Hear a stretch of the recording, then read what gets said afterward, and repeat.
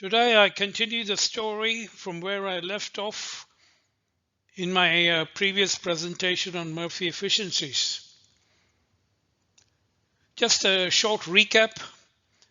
We consider a distillation tray with a vapor composition YE entering the tray and the composition of vapor Y sub L leaving the tray.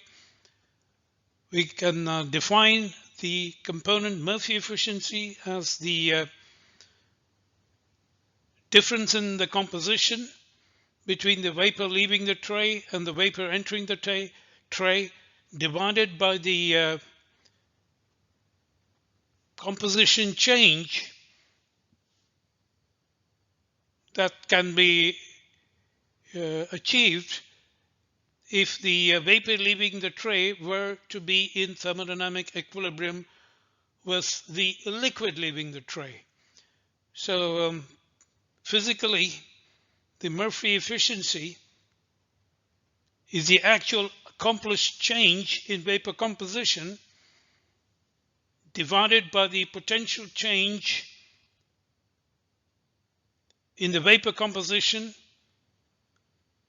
under conditions in which the distillation tray operates under thermodynamic equilibrium conditions. For a binary mixture, since the mole fractions add to unity, the Murphree component efficiency of component 1 must equal that of component 2. This equality is no longer required for mixtures containing 3 or more components. For a ternary mixture, for example, the 3 component efficiencies may differ from one another. Theoretically also, for a ternary mixture or a quaternary mixture, there is no requirement that the component efficiencies be bounded. In other words, lie between 0 and unity. In this presentation, I would like to demonstrate, firstly, that the component Murphree efficiencies for multi-component distillation are indeed unbounded and can have component efficiencies greater than unity or less than 0. Secondly, I'd like to explore the Murphree efficiency concept for liquid-liquid extraction and also demonstrate the unboundedness of the Murphree component efficiencies. Thirdly and finally, I'd like to take a sideways look at transient adsorption of binary mixtures in a zeolite and demonstrate that the component Murphree efficiencies may indeed exceed unity for kinetic separations. Let's begin the story by recapping what we achieved in our previous presentation. In my previous presentation, I had analyzed the experiments of Martin-Springer carried out in a distillation column under total reflux conditions for the ternary mixture of water, ethanol, and acetone. The experimental data of Springer shows that the distillation boundary, shown by the thick black line, may be crossed. Here we show the compositions of the 11 trays in blue, ranging from the reboiler to the condenser. If the trays were to operate under equilibrium conditions, the composition trajectories must follow the residue curve maps shown in pink, and no boundary crossing is allowed if the stages were to operate under thermodynamic equilibrium conditions. The actual conditions, we note that as we move up the column from the reboiler to the condenser, the compositions cross the distillation boundary. To explain and rationalize the boundary crossing effect, we had set up a simple model for the distillation tray in the Springer experiments. The bubble froth regime is described by bubbles of uniform size of 4.5 millimeters, rising at a velocity of 20 centimeters per second, leading to a vapor-liquid contact time of 46 milliseconds in the froth height, which is estimated to be 9.2 millimeters. Using the Maxwell-Stefan diffusion equations for ternary gas mixtures, the Geddes equation, represented here, which represents the unaccomplished change divided by the potential change. Indeed, the Murphree efficiency is 1 minus this quantity. This can be solved, can be even solved analytically, can be solved numerically for the bubble dispersion on the tray, and the composition trajectory followed during the equilibration process as the vapor traverses the height of the dispersion froth can be calculated. The Maxwell-Stefan model calculations for a typical tray with a feed composition entering the tray somewhere here, and this is a blown up diagram showing the compositions. This is the entering vapor composition. The Maxwell-Stefan model calculations are shown in blue as it traverses the tray. For a contact time of 46 milliseconds, the compositions have attained or achieved boundary crossing. If the tray dispersion height were to be tall enough such that the vapor bubbles could equilibrate, then the compositions would get back to the position shown here, and no boundary crossing would be observed. In other words, the Maxwell-Stefan model anticipates a scenic route to equilibration, and since the equilibration is stopped before thermodynamic equilibrium can be achieved, we have the phenomena of boundary crossing. We can determine the component efficiencies of each of the three components, and we note that the efficiency of water is significantly larger than the efficiencies of ethanol and acetone, and the differences in the component efficiencies drive the compositions during the equilibration trajectory away from the path dictated by the residue curve maps shown in pink. So put another way, differences in the component efficiencies cause boundary crossing. That was the conclusion drawn in my previous presentation. Let us examine now another set of experiments carried out by Springer in his PhD dissertation. This is for a quaternary mixture of water, ethanol, methanol, and acetone. The experimental data are plotted using these blue circles in ternary composition space, where the compositions of methanol and acetone are combined. This is the distillation boundary, and again we note that the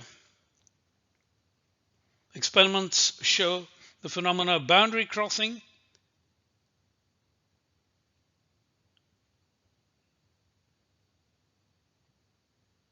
and the acetone boundary has been crossed.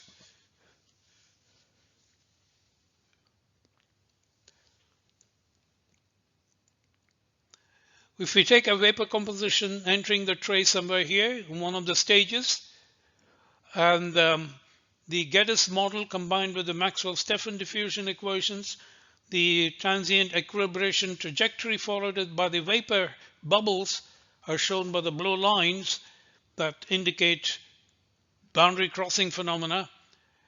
And we note again that rather than follow a straight line path, the equilibration trajectory is curvilinear.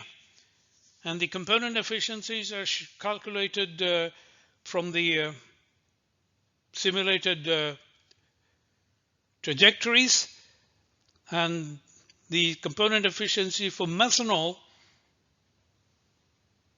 for a range of Fourier times exceeds unity. So we have the demonstration of the unboundedness of the Murphree component efficiencies. One of the components may have efficiencies exceeding unity. And this deviation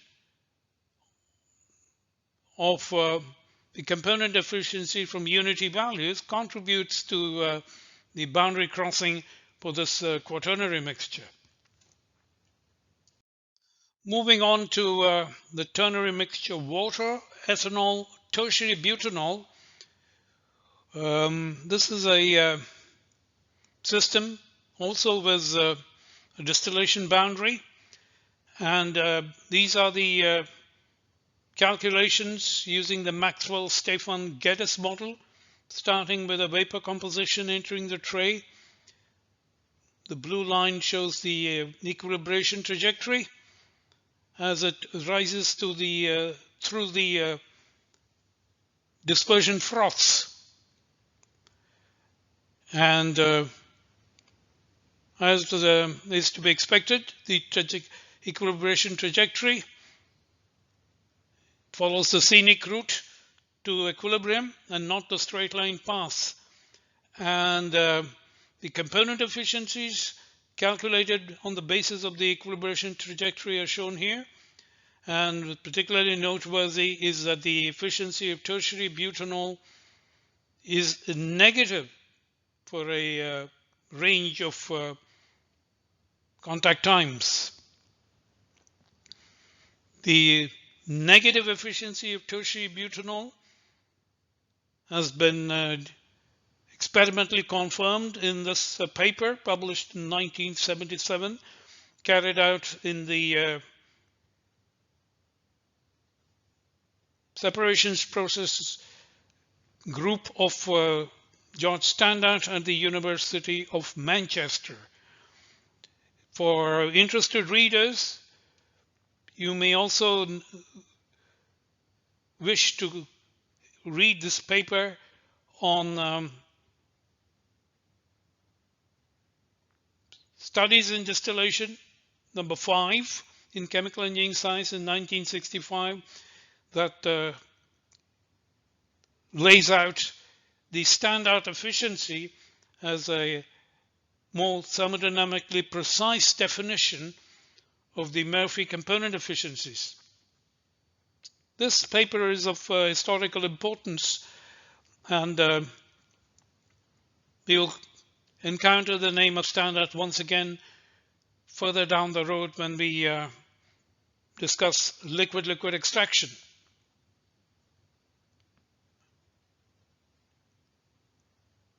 The message from this work is that negative efficiencies are possible and can be routinely calculated using the Maxwell-Stefan diffusion equations, along with a mass transfer model such as for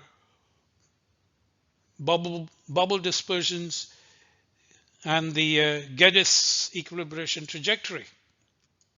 Let's move on to liquid-liquid extraction, and we draw a precisely analogous picture for mass transfer in a sieve tray column, in which the rising droplets of liquid are contacted with the continuous phase. Generally speaking, mass transfer resistances are present in both the dispersed phase and the continuous phase, and both these resistances can be routinely accounted for. Just to be consistent, we apply the Geddes model to describe the equilibration within the droplets.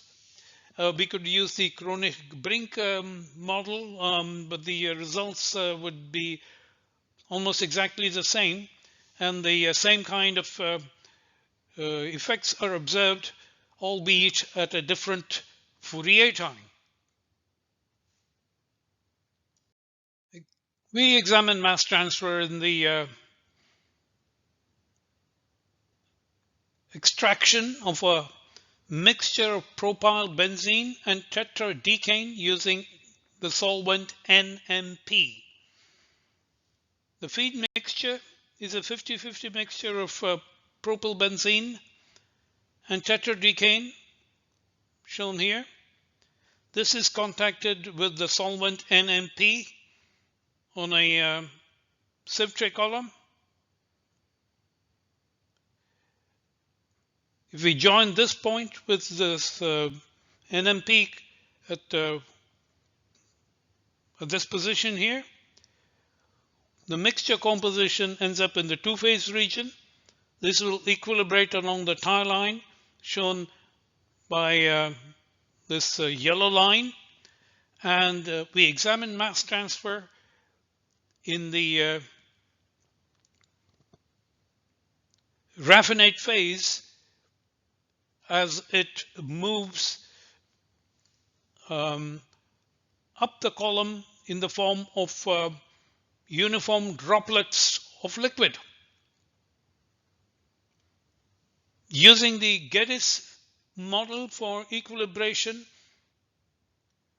and the Maxwell-Stefan diffusion equations for this ternary mixture, we can calculate the equilibration trajectory the liquid droplets follow as they move up the tray in the liquid-liquid dispersion. The equilibration trajectory is curvilinear and does not follow the straight line path dictated by a model that assumes that the components will transfer at the same rate. Indeed, the component efficiencies for NMP, blue line, propyl benzene, red line, and tetradecane show that the component efficiencies are all significantly different from one another, and noteworthily, the tetradecane efficiency has a negative value during the initial stages of equilibration. For the liquid-liquid mixture glycerol, acetone, water, the model calculations using the Geddes Maxwell-Stefan description of a feed composition shown here. As it equilibrates to this composition, the blue line shows the calculated equilibration trajectory. This is curvilinear, and they match the experimental data published in 1985 in the standard group at the University of Manchester.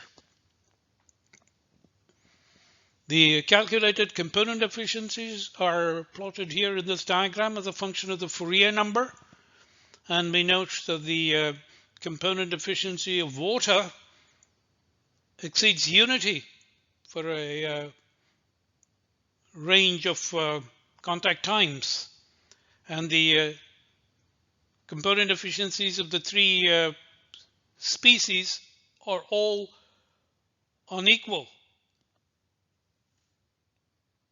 So the message so far is that due to coupling effects in molecular diffusion, the equilibration trajectory followed by bubbles of vapor components in ternary distillation or liquid phase components in liquid-liquid extraction. The trajectories follow serpentine paths in composition space and do not follow the straight line trajectory anticipated by a model that assumes that the component efficiencies of each species is the same. In other words, the departures from straight line equilibration is to be attributed to differences in the component efficiencies, and the curvilinear equilibration paths may cross distillation boundaries. For liquid-liquid extraction, they may also enter the metastable regions and cause emulsification.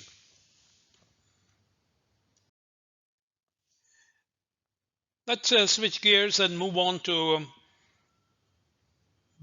binary mixture adsorption in zeolites. Let's consider the adsorption of mixtures of nitrogen and methane in LTA4A zeolite. LTA stands for Linde type A. LTA4A consists of cages of 11 angstrom in diameter, and each cage is separated from adjacent cages by windows which have an aperture of 4 angstrom, hence the name 4A. In practice, for purification of natural gas, we need to selectively remove nitrogen because the presence of nitrogen reduces the heating value of natural gas. In remote locations, pressure swing adsorption is used for the separation, and we need an adsorbent that selectively takes up nitrogen so that purified methane can be rejected and recovered in the gaseous phase. However, most known adsorbents selectively adsorb methane that has a significantly higher degree of polarizability than nitrogen. So the technological solution is to resort to kinetic separations in which we rely on separating the binary mixture by relying on the higher diffusivity of nitrogen within the pores of LTA4A zeolite. Now, nitrogen is a pencil-like molecule whose cross-sectional dimension is 3.3 angstrom, that is significantly smaller than the diameter of the methane molecule. And since the aperture is only 4 angstrom, the diffusivity of nitrogen is about 20 to 25 times larger than the diffusivity of methane. The higher diffusivity of nitrogen within the pores of LTA4A leads to higher loading of nitrogen during the transient approach to equilibration. Hapgood in 1958 measured the transient uptake of a mixture of nitrogen and methane within the pores of LTA4A. The nitrogen uptake is shown by the red circles, and the green squares are the loadings of methane. Methane approaches its equilibrium loading in a monotonic manner, whereas nitrogen exhibits an overshoot in its loading as it approaches its equilibrium loading. The attainment of supra-equilibrium loading during the initial stages of the equilibration process is due to the significantly higher diffusivity of nitrogen. Indeed, the occurrence of transient overshoots is essential for this kinetically driven separation of nitrogen and methane. Let's replot this graph and calculate the component efficiencies. From the experimental data shown in the previous slide, determined by Hapgood, we can determine the Murphree component efficiencies.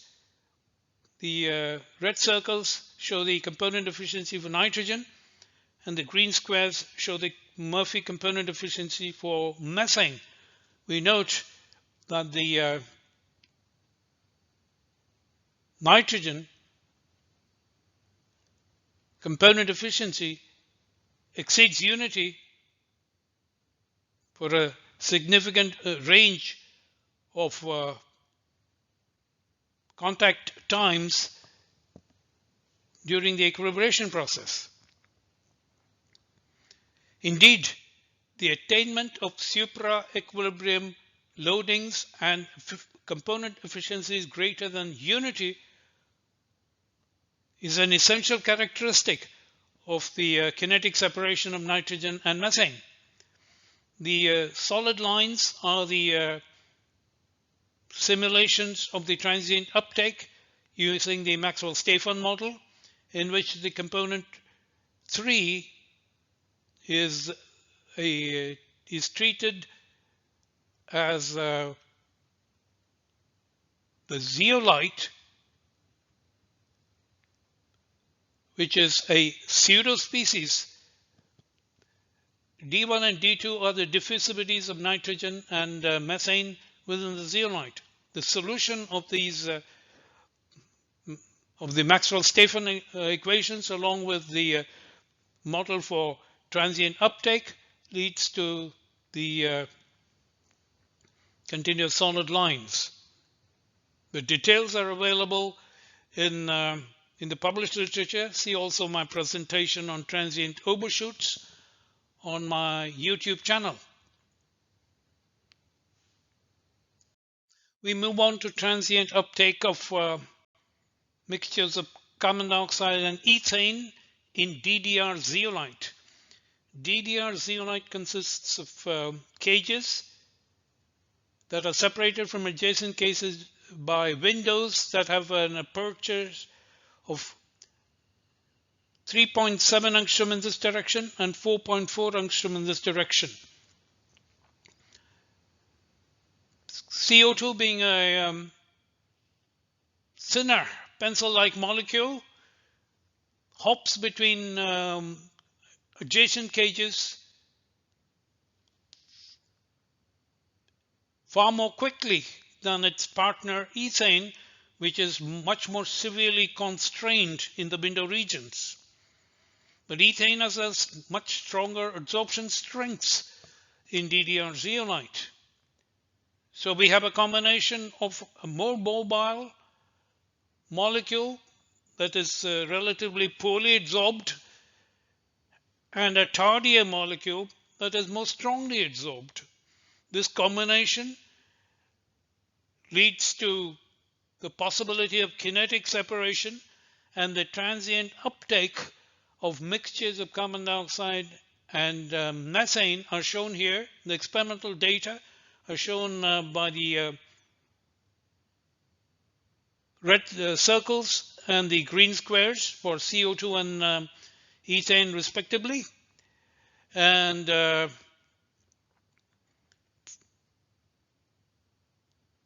data for three particular set of compositions in the bulk vapor phase, a mixture with 20 kilopascal each of CO2 and ethane.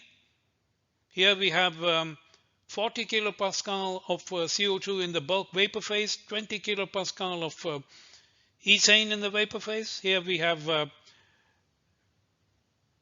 partial pressure of 60 kilopascal of carbon dioxide in the vapor phase and 20 kilopascal of ethane in the vapor phase. In all cases, we note that the Murphree component efficiencies calculated from experimental data on transient uptake show values exceeding unity for CO2 during the initial transients before it finally reaches a value of unity